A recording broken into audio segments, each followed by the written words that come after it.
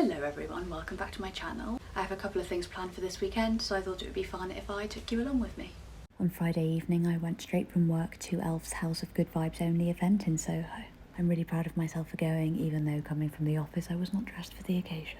First, this lovely makeup artist refreshed my makeup and added some flowers around my eyes.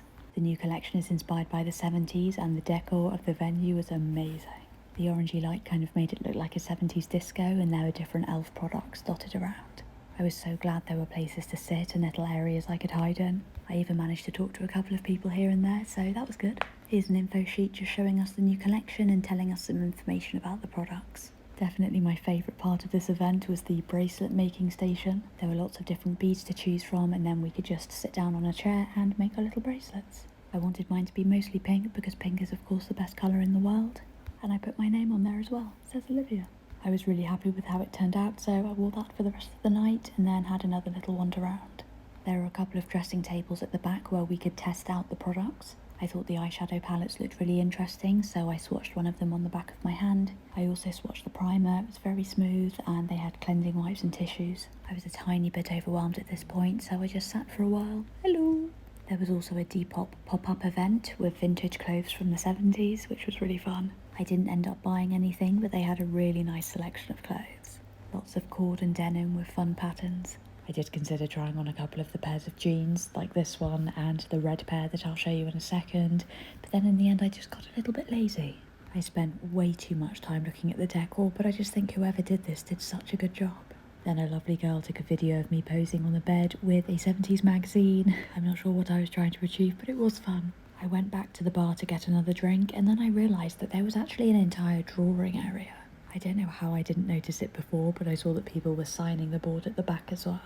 So I made myself comfortable at the table and did some drawing. 3 guesses what I drew. I think she turned out quite well, and a really lovely girl took a photo of me with her. Then before departing the event, I also signed my name and of course did another tiny Jigglypuff. They gave us goodie bags when we left, and it was the new collection, which is really fun. I'm going to try the items properly over the next couple of days. Now fast forward to the following day, I had a facial booked at the house of Elemis. It's just off Regent Street, so it's a nice central location, but it's also really private. I had a rose and raspberry tea, which was really nice. Then we went into the treatment room. The room was lovely and warm, the lights were dim, there was calming music playing, and we started by sitting at the consultation table here and taking a couple of very intense photos of my face. They checked for open pores, redness, sun damage. Very humbling, but she did say that my result was good.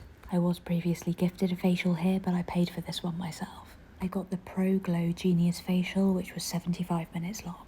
It is actually an anti-aging facial, but the only reason I really booked this one was because it was the one I was gifted last time and I knew that it didn't cause me any problems. To be honest, I'm not really into the whole anti-aging rhetoric. I completely understand wanting to avoid premature aging as it pertains to skin health, things like limiting sun exposure. But to be frank, women are far too important to be defined by the number of lines on our faces. And back to the facial. This was £159 by the way. It was honestly such a lovely experience. We didn't use the machine, so there was no cryo or anything. There was lots of massaging. Looking back at the footage, there are some parts I don't remember, so I think I might be asleep it. The entire atmosphere here is just so beautiful. The sounds, the smells. The face mask she's about to apply was so thick, and it was really nice and cold. There are some nice massage elements to this facial as well. She gave me a little head massage while we were waiting for the mask to dry, and she also gave me an arm, neck and shoulder massage. I actually wanted to buy this mask afterwards because it was so nice on the skin, but they only use it in facials, they don't sell it. I really hope they release it at some point though, because it was very refreshing. I also mentioned during the consultation that I really loved the rose range, especially the rose cleansing balm, which I've been using quite a lot, so she made sure to include products from that range. They do tailor the items they're going to use on you to your specific skin concerns and also what you like and what you already use. I use a couple of the Pro Collagen products in my daily routine, so again I knew that that was a range that I didn't have sensitivity to. I spent the last 10 minutes or so of the facial just trying to be as present as possible, really appreciate where I was, do a little bit of meditation.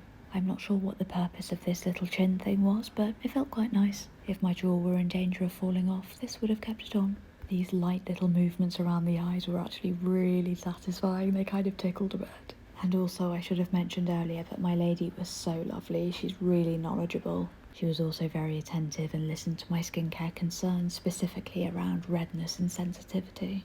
She was very gentle with the heated flannels and the cotton pads, making sure she wasn't pressing too hard and being too abrasive on my skin. At some point I do want to be brave and try a facial with extractions because I just think it would be so satisfying. My pores do get quite clogged from trying new skincare and makeup products, so we shall see. Once she was done, she left me to relax for a bit and get dressed. This is immediately after, looking very refreshed.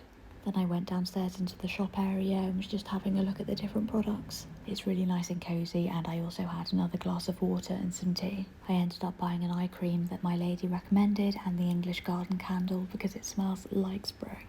I did actually wander over to Whole Foods afterwards, but they didn't have any of the products I wanted, so I just kind of window shopped for a bit instead and then got an Uber home. I resisted the urge to go into Lululemon, which I'm very proud of, because I don't think I've ever left that shop without buying something. It's funny because I spend so much of my time travelling around London Underground on the tube, I kind of forget how pretty it is. I am back from my facial. This is how my skin is looking. It was so relaxing, I honestly nearly fell asleep. Mum, you did fall asleep. Here's a little close-up of my skin, looking very dewy and radiant and feeling very relaxed. And I couldn't resist lighting the candle I bought straight away. I feel like doing some baking now, so let's make some madeleines. There's a really easy recipe I found on the BBC for madeleines, so I just follow that. Here are all of my ingredients. I think the recipe says it makes enough for 8 to 12 madeleines. Depending on the mould you use, you'll obviously get different numbers, but I managed to make 9. I'm in the very early stages of my baking era, so I just make madeleines every couple of weeks and then bring them into work and let my colleagues try them. I'm adding the vanilla essence here. I'd already added the flour, and then I just continued to mix until the mixture thickened. To be honest, I couldn't really tell when it was ready, so eventually I just gave up and started pouring. Then I put them in the oven for 8 minutes on 200 degrees, and this is the result. They weren't the most evenly cooked madeleines in the world, but I don't think they're too bad. I think the shape turned out well. After leaving them to cool, I did a taste test. They were actually really nice. It's a few hours later and it's time for me to do my regular housework, so I will close this vlog here. Thank you so much for watching. I really hope you enjoyed it, and I will see you very soon. Goodbye!